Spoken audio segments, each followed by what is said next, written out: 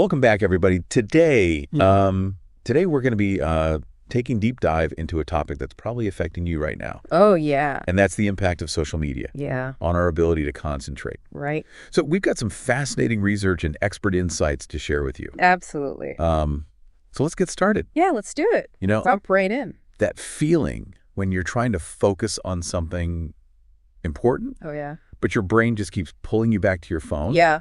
We're going to explore Mm-hmm. why that happens. Okay. What's actually going on in our brains when we're constantly bombarded with notifications and updates? You know what's really interesting is that social media platforms are practically designed to keep us hooked, Oh, wow. almost like they're playing with our brain chemistry. Okay, so it's not just a matter of willpower then. No, not at all. So tell me more about how these platforms are so good at keeping us engaged. Well, think about it this way.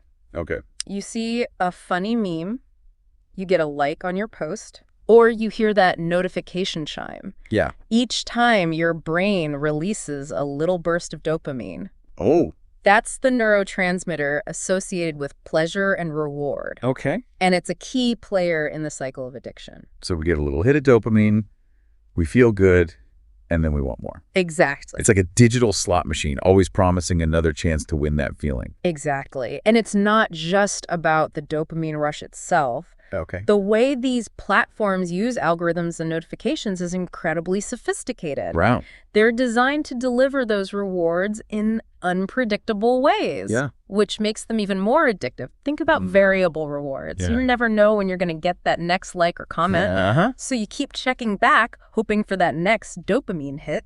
It's like they figured out the exact formula to keep us scrolling. Right. But what does all this dopamine and instant gratification do to our brains in the long run? Well, one of the biggest concerns is the impact on our attention spans. There's a growing body of research suggesting that heavy social media use Right. is linked to a decline in our ability to focus Yeah. for extended periods. You've probably heard the statistic that the average human attention span Oh, yeah. is now shorter than a goldfish. Everyone loves that one.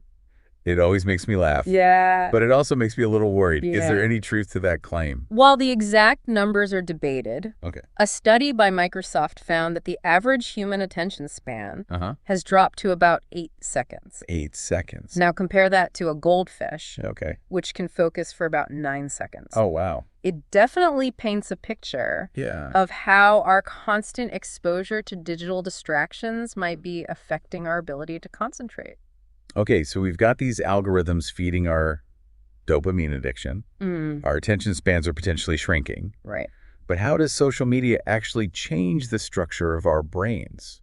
Neuroplasticity. The brain's ability to change and adapt over time comes into play here. Okay. Studies have shown that frequent social media use can actually lead to changes in the structure of certain brain regions, Interesting. particularly the prefrontal cortex, Okay. responsible for planning, decision-making, and focus, Uh-huh. and the hippocampus, Yes. vital for memory formation. Wow. So it's not just a temporary distraction. No. Social media could be leading to long-term changes in the very areas of our brains Right. responsible for focus and memory. Yeah. That's a little unsettling. It is. Yeah. And we can't overlook the impact on mental well-being either. Oh, right. Social media often creates a sense of urgency and pressure Yes. to stay connected, Mm-hmm. leading to anxiety, stress, and FOMO, Yeah. the fear of missing out. Right. This constant state of alertness can make it incredibly challenging Yeah. to truly relax and focus on tasks that require deep thinking. Right. It's like you're always on edge waiting for the next notification or update. It makes sense that this kind of hyper alertness wouldn't be conducive to concentration. Yeah. But what about people who claim they're good at multitasking? Surely we can handle checking our phones while working on something else. That's where we need to debunk the myth of multitasking. Okay. Our brains are simply not wired Interesting. to effectively handle multiple complex tasks simultaneously. Oh, really? What we perceive as multitasking is actually our brains rapidly switching back and forth between tasks, which is incredibly inefficient. So instead of being super productive, Uh-huh. we're actually slowing ourselves down Exactly. and potentially making more mistakes. Exactly. And this constant task switching comes with a cost. No. It depletes our mental energy, increases stress levels, and can eventually lead to burnout. Okay, multitasking is out. Right. But It's important to acknowledge that social media isn't all bad. Of course not. It helps us connect with friends and family, stay informed about current events, and access educational content. It can be a powerful tool when used intentionally. Absolutely. The key lies in finding that balance. Okay. In developing mindful social media habits that allow us to enjoy its benefits without sacrificing our ability to concentrate. So how do we do that? Yeah. How do we reclaim our focus Right. in a world that's constantly vying for our attention? Exactly. Let's dive into some practical tips and strategies after a quick break. Okay. Sounds good. Let's do it. All right, so we've established that social media can have a pretty significant impact on our concentration. Yeah. But now the question is, what can we actually do about it? Right. How do we reclaim our focus and make social media work for us, not against us? One of the most effective strategies is setting boundaries. Instead of mindlessly scrolling throughout the day, try scheduling specific times for social media use. Okay. Treat it like an appointment in your calendar. I like that idea of setting social media appointments. Yeah. It's like giving ourselves permission to engage with it, but on our own terms, rather than letting it constantly interrupt our flow. What about all those tempting notifications? No, yeah. It's like they're designed to pull us back in even when we're trying to focus on something else. Absolutely. Those notifications are engineered to trigger that dopamine response and keep us hooked. Right. Turning off non-essential notifications can be a game changer. Okay. You can also customize your notification settings to only alert you for the most important updates, Right. minimizing distractions throughout the day. I've definitely noticed a difference in my own focus since I started being more intentional about which notifications I allow. What about creating actual physical spaces where technology is off limits? That's another great strategy. Yeah. Creating tech-free zones or times in your day can help you break the cycle of constant connectivity. Okay. Think about designating certain areas like your bedroom or the dinner table as tech-free zones. Oh, okay. Or try implementing tech-free hours like an hour before bedtime or first thing in the morning. Speaking of bedtime, I know sleep is crucial for concentration, but I'm also guilty of scrolling through my phone late at night. Oh, yeah. Is that something we should be avoiding? Absolutely. The blue light emitted from our devices can interfere with our sleep patterns Oh, really? by suppressing melatonin production, a hormone that regulates our sleep-wake cycle.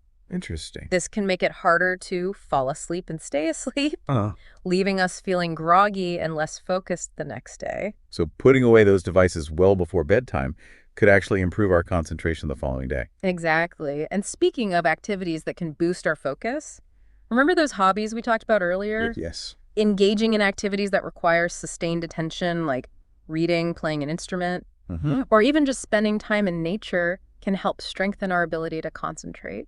You know, I've noticed that when I make time for activities, I enjoy especially those that require me to really focus, like painting or playing chess. Yeah. I find it much easier to concentrate on other tasks throughout the day.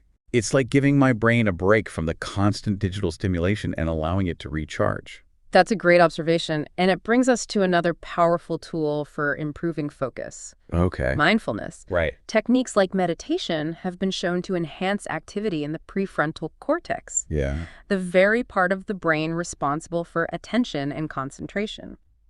I've heard about the benefits of meditation, but I've always struggled to stick with it.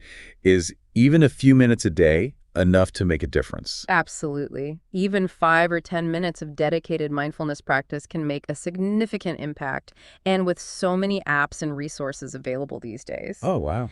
It's easier than ever to find guided meditations or mindfulness exercises that fit your lifestyle. It sounds like reclaiming our focus is really about making conscious choices about how we spend our time and energy. Exactly. It's about recognizing that our attention is a valuable resource, Yep. and we have the power to choose where we direct it. It's about being intentional, setting boundaries, and prioritizing activities that nurture our concentration rather than constantly bombarding ourselves with distractions.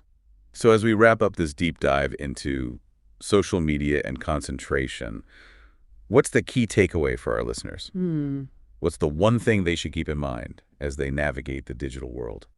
Instead of focusing on how much time you're spending on social media, Okay. ask yourself, how is social media affecting my ability to focus on the things that truly matter to me? That's a good question. Are your social media habits helping you connect and learn, or are they hijacking your attention more than you'd like? That's a powerful question for everyone to consider. It's a reminder that we have the power to choose how we engage with technology and to create habits that support our well-being. It's about finding that balance, enjoying the benefits of social media without letting it control our lives. And remember, it's okay to unplug, to step away from the digital world and reconnect with yourself, with nature, with the things that bring you joy and require your undivided attention. Your brain will thank you for it. Well said. Thanks for joining us on this deep dive into social media and concentration. We hope you've gained some valuable insights and feel empowered to create a healthier, more balanced relationship with technology. Until next time, stay curious, stay focused, and remember to give yourself permission to unplug and recharge.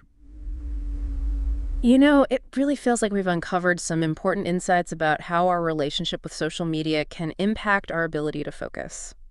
Yeah, we've explored how those seemingly harmless scrolls and likes can actually trigger Yeah. a cascade of effects in our brains, Right. from dopamine rushes to potential changes in brain structure, and even increased stress and anxiety. And we've learned that multitasking, that supposed superpower Oh, yeah. of the digital age, is actually a myth Right, that yeah. can lead to decreased productivity and burnout. Absolutely. But what's really empowering is that we're not powerless in this situation. We can take steps to reclaim our focus and create a healthier relationship with technology. Absolutely. We've talked about setting boundaries, turning off notifications, creating tech-free zones, and engaging in activities that nurture our concentration. Yeah, These are all practical steps we can take to regain control of our attention. absolutely. And it's not about demonizing social media or giving it up entirely. It's Yeah. about finding that balance, being mindful of how and when we engage, Yeah. and recognizing when it's time to unplug and prioritize our focus. So as we wrap up this deep dive, I want to leave you with a thought-provoking question. Okay. Consider your own social media habits and ask yourself, Yeah. are they helping me connect and learn? Or are they hijacking my attention more than I'd like? It's a question worth pondering. Yeah. And remember, taking control of your relationship with social media is an ongoing journey. Right. It's about making conscious choices, experimenting with different strategies, and finding what works best for you. That's a great point. There's no one-size-fits-all solution. Right. It's about finding what helps you feel more focused, more present, and more in control of your own attention. Exactly. And as you embark on this journey of reclaiming your focus, Yes. remember to be patient with yourself. Building new habits takes time and effort. Well said. Thanks for joining us on this deep dive into social media and concentration.